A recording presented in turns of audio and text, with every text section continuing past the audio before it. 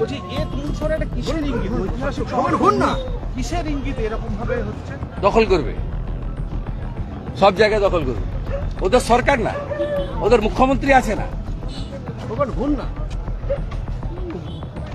ওই নজরুল, কাজী নজরুলের গান না আমাদের মুখ্যমন্ত্রী, ওরা একই বৃন্দে দুইটি কুসুম। দাদা হুমায়ুন কবির বলছে যে জাতীয় সড়কে 50,000 লোক নিয়ে শুভেন্দু অধিকারীকে ঘিরে ও পাগল ছাগলের কথার উত্তর দেবো।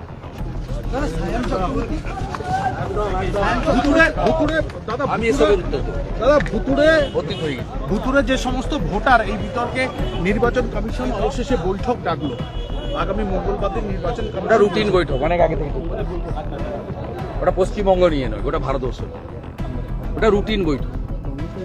আপনাদের কাজ নেই, কম্ব নেই, আপনি তৃণমূলের কথা ডেকে দিয়েছি। অভিষেক বন্দ্যোপাধ্যায় ওর কথার উত্তর দেব। ও কেন আজকে ওদের শিক্ষক সংগঠন, অধ্যাপক সংগঠনকে ডাকে নিয়ে সেই উত্তরটা দিন।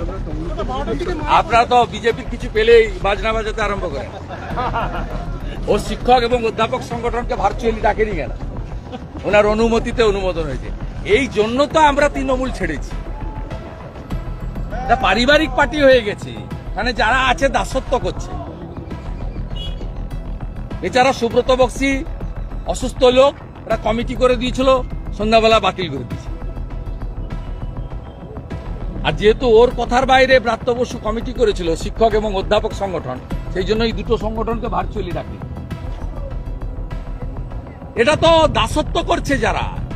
তৃণমূলের মধ্যে এখনো যদি কোনো রাজনৈতিক লোক থাকে তাদেরকে বলছি, মাল কামানোর জন্য করছেন যদি করুন, যদি মালকড়ি কামানোর বাইরে গিয়ে রাজনীতির জন্য করেন, এই নাবালকটার দাসত্ব স্বীকার করবেন না। ভেটারেন চোর সুজয় কৃষ্ণ ভদ্র 73 বাল বলেছে অভিষেক ব্যানার্জি।